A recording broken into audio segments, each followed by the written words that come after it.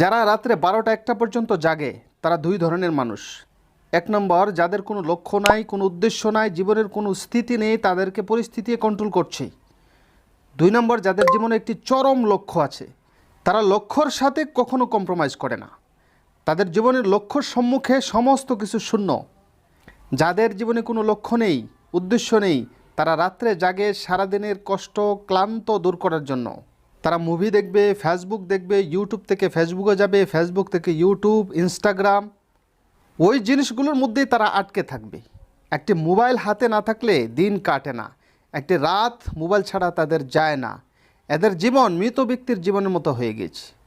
মোবাইলে এদের ফিউচার, লক্ষ্য, স্বপ্ন, উদ্দেশ্য সব কিছু কেড়ে নিয়েছি। এদের জীবন পরিবর্তন হয় না। সবথেকে দুঃখের বিষয়টি হলো এরা নিজের অবস্থা সম্পর্কে নিজেই জান না।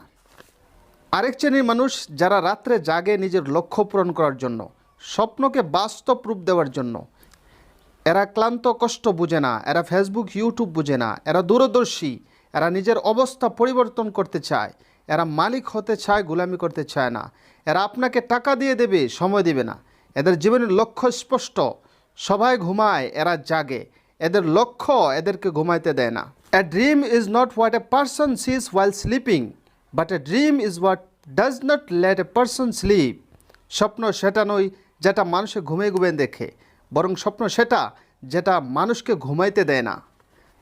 তুমি যে অবস্থায় আছো বর্তমান, আজ থেকে 5 বছর পর তোমার অবস্থা যদি এমনই থাকে, তবে তুমি লক্ষ্যহীন জীবন কাটাচ্ছ।